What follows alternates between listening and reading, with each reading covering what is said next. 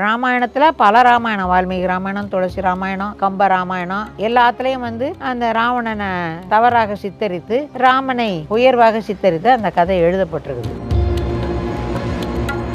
இப்போ இந்த சீதையை கொண்டு செல்வதற்கு முன்பாக வேறு ஏதாவது பெண்களை அவன் தொற்றுக்கானான்னு பார்த்தா ஒன்றுமே கிடையாது. மண்டோதரி என்கின்ற ஒரே மனைவியோடு வாழ்ந்திருக்கான். அப்படி உள்ளவன் கெட்ட ஒரு நடவடிக்கைக்காக சீதையை சிறை எடுத்து போவானா?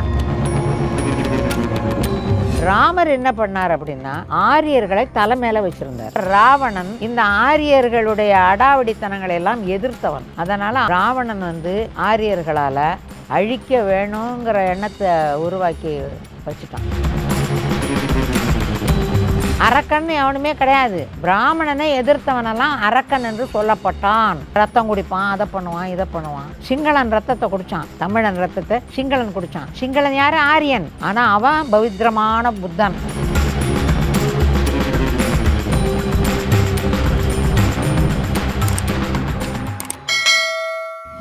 வணக்கம். வணக்கம். எப்படி இருக்கீங்க? நல்லா இருக்கேன். வடநாட்டில் ராவணனை கொண்டாடாமல் ராமனை கொண்டாடுவது ஏன் அப்படின்ற ஒரு கேள்வி எல்லாருக்கும் இருக்கேமா? அதாவது ராவணனை வில்லனா சித்தரிச்சாச்சு. என்ன காரணத்துக்காக சீதையை ராவணன் கொண்டு போனாங்கிறது இன்ன வரலாம் யாருக்கும் தெரியாது. அது தவறான ஒரு காரணத்தை சொல்லி ராவணனை கெட்டவனாக ஆக்கியாச்சு. இப்போ இந்த சீதையை கொண்டு செல்வதற்கு முன்பாக வேறு ஏதாவது பெண்களை அவன் தொற்றுக்கானான்னு பார்த்தா ஒன்றுமே கிடையாது. மண்டோதரி என்கின்ற ஒரே மனைவியோடு வாழ்ந்திருக்கான். அப்படி உள்ளவன் கெட்ட ஒரு நடவடிக்கைக்காக சீதையை சிறை எடுத்து போவானா? அது முதல்ல கேள்விக்கு உரியது. அப்படி ஏன் அவன் சிறை எடுத்து போனான் அப்படிங்கிறதுல நிறைய கேள்வி இருக்குது. அந்த கேள்விக்கு இதுவரையிலும் பதில் கிடையாது. அதை மூடி மறைக்கும் விதமாக அதை பல ராமாயணத்தில் பல ராமாயணம், வால்மீகி ராமாயணம், துளசி ராமாயணம், கம்ப ராமாயணம், இன்னும் என்னென்னவோ ராமாயணம் எல்லாத்துலேயும் அந்த ராவணனை தவறாக சித்தரித்து ராமனை உயர்வாக சித்தரித்து அந்த கதை எழுதப்பட்டிருக்குது. இந்த நிலையில் ராவணன் பிராமணன், ஆரியன். ராமன் ஆரியன் அல்ல, பிராமணனும் அல்ல, சத்திரியன். அப்படி இருக்கும்போது ராமன் உயர்த்தப்பட்டு ராவணன் தாழ்த்தப்பட்டதற்கான காரணம், புத்தர் எப்படி இந்த ஆரியர்களுடைய செயல்களை எல்லாம் வெறுத்து வெளியேறினாரோ அதை போல ராவணன் இந்த ஆரியர்களுடைய அடாவடித்தனங்களை எல்லாம் எதிர்த்தவன். இந்த நவகிரகங்களெல்லாம் போட்ட ஆட்டங்களை எல்லாம் மிதித்தவன்.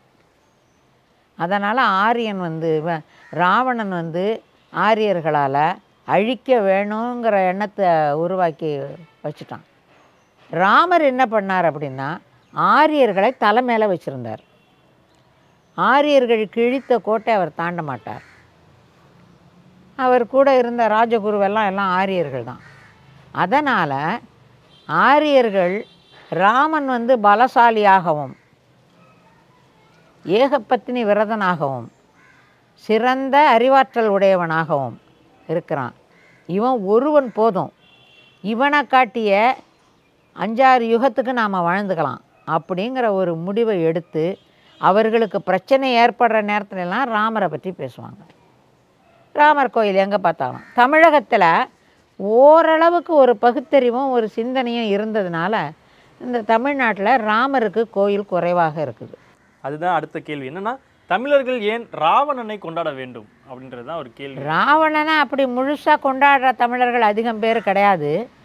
ஆனால் ராவணனுடைய செயல்பாடுகளில் இருக்கக்கூடிய தர்ம நியாயத்தை சிலர் சிந்திக்கிறாங்க.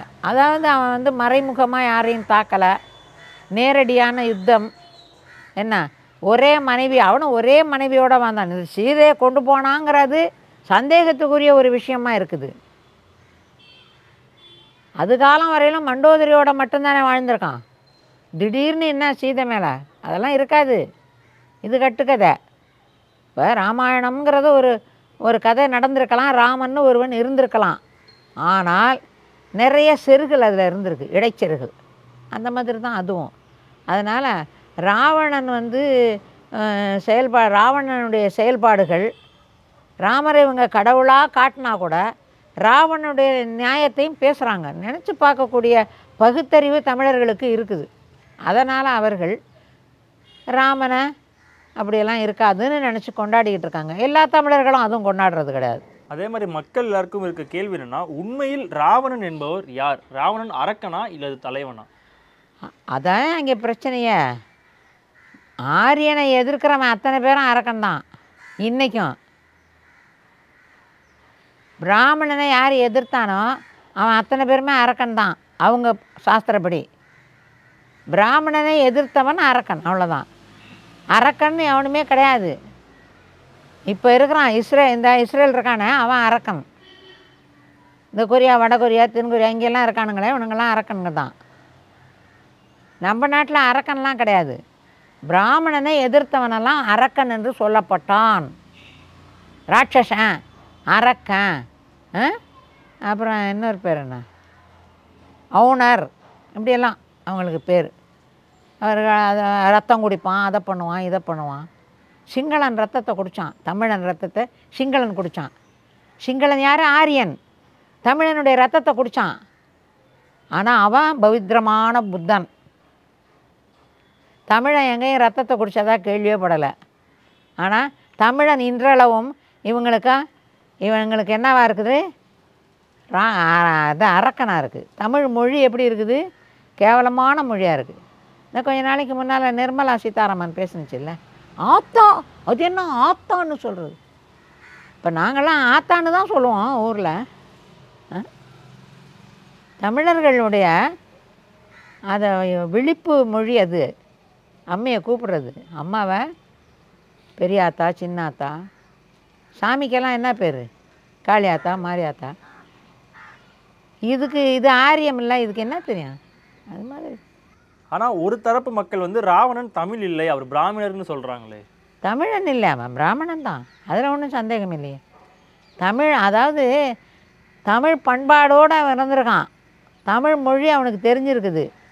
தமிழ் பண்பாடு, தமிழ் அறத்தோடு அவன் வாழ்ந்திருக்கான். அவ்வளோதானே தவிர ராவணன் தமிழன் கிடையாது, பிராமணன் தான்.